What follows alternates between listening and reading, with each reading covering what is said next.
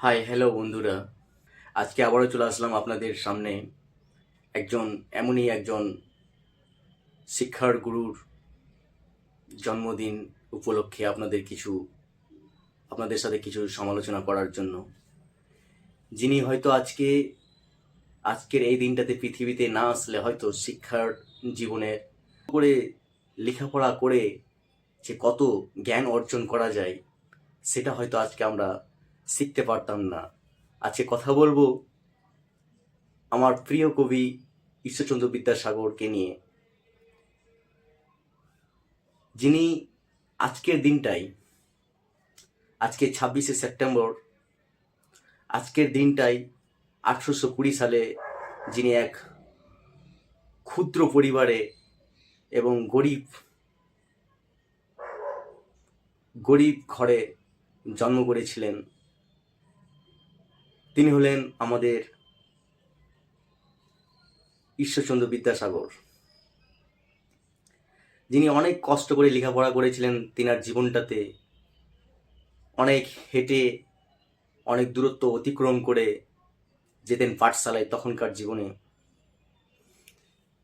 অনেক কষ্ট করে লেখাপড়া করার পরে তিনি এমনই একটা গুণাগুণ পেয়েছিলেন, আর আমাদেরকে সেই গুণাগুণের ফলাফল এক বর্ণ পরিচয় থেকে শুরু করে অনেকগুলো আমাদের শিক্ষার জন্য সাহিত্য লিখে দিয়েছেন। তিনার আজকের জন্মদিনে তিনাকে জানাই অনেক অনেক লক্ষ লক্ষ কোটি কোটি কোটি অনেক হৃদয় থেকে প্রণাম, শ্রদ্ধা। তিনি আমাদেরকে এমনই হৃদয় থেকে যেটুকু আমার আসে তিনাকে অনেক অনেক সম্মান জানাই। তিনি আজকে আমাদের জন্য এমনই কাজ করে গিয়েছেন যে হয়তো আজকের দিনে যদি সেই কাজটা যদি না হতো তাহলে অনেক অনেক নারীরা এমনিতেই শেষ হয়ে যেত। সেই টাইমে চলছিল বাল্যবিবাহ, সতীদাহ প্রথা, এগুলো নিয়ে অনেক লড়াই করেছেন তিনি। তিনার লড়াইয়ে আজকে আমরা পেয়েছি যে হয়তো অল্প বয়সেই ছেলে মেয়েদের বিবাহ দেওয়া হতো, সেটা হয়তো এমনই লড়াই করেছেন, তারপরে হয়তো সমাজকে বুঝিয়েছেন, বুঝানোর পরে এমনই একটা জায়গাতে নিয়ে এসছেন যেখানে আমরা তিনার কৃতজ্ঞতা বোধ করছি। তিনি সতীদাহ প্রথা, যেই প্রথা আমাদের পুরাতন যুগে ছিল, যেই প্রথায় স্বামী মারা গেলে তিনার স্ত্রীকে সেই দাহতে বা সেই আগুনে পুড়িয়ে দেওয়া হতো, সেই প্রথার জন্য অনেক লড়াই করেছিলেন। লড়াই করে সেই সতীদাহ প্রথা বন্ধ করেছিলেন। তিনি সাহিত্যিক জীবনে অনেক কবিতা লিখে গিয়েছেন, যেই কবিতা পড়ে আমরা আমাদের অনেক অনেক জ্ঞান অর্জন করি।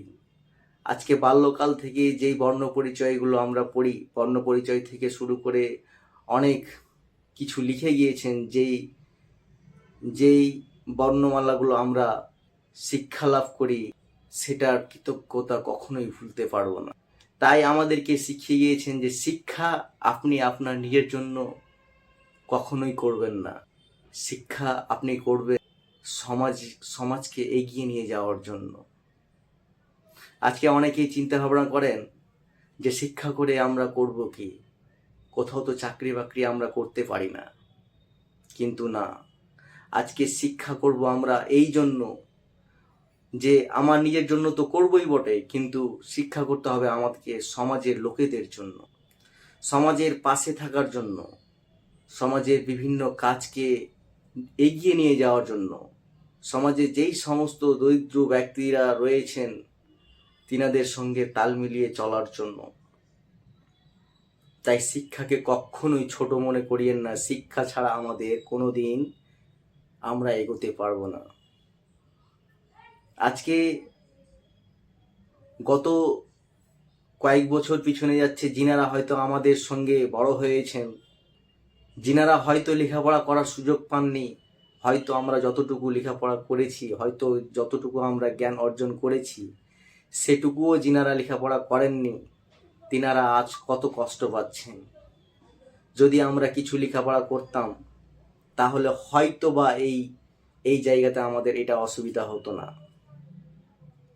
যে কোনো অফিসিয়াল কাজ বা সমাজের অল্প অল্প স্বল্প কোনো কাজ এমনই কিছু পড়ে যায়, ব্যাংক থেকে শুরু করে আরও অন্যান্য কিছু কাগজপত্রের কাজ, যেখানে অন্যজনের হাত পড়তে হয়, যে দাদা এটা লিখে দেন, এটা করে দেন, ওটা করে দেন।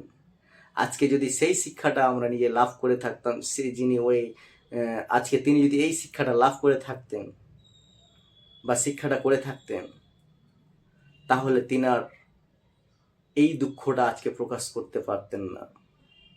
সত্যি লেখাপড়া ছাড়া কোনো কিছু নেই আপনার লাইফে। আপনি যতদিন লেখাপড়া করার আছে, শিক্ষার তো কোনো দিন শেষ নেই। তবে কি, যতটুকু জ্ঞান অর্জন করার অবশ্যই করার চেষ্টা করুন। আজকে তিনি শিখিয়ে গিয়েছেন যে দরিদ্র হওয়া কোনো বড় কথা নয়, কিন্তু মূর্খ হওয়া অনেক বড় কঠিন ব্যাপার, কঠিন সমস্যা একটা। আজকে তিনি দরিদ্র ঘর থেকে এমনই একটা জায়গাতে গিয়েছেন, তিনি কষ্টে লেখাপড়া করেছিলেন, তারপরেই না তিনি সেই জায়গাতে পৌঁছেছিলেন। তাই তিনার জন্য আমার লক্ষ লক্ষ প্রণাম এবং মন থেকে অনেক অনেক শ্রদ্ধা। আজকে তিনি অনেক অনেক কবিতা, ছড়া, অনেক কিছু লিখে গিয়েছিলেন।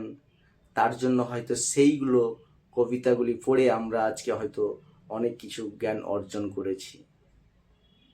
তাই তিনার আজকের জন্মদিনটার জন্য অনেক অনেক মন থেকে শ্রদ্ধা এবং প্রণাম।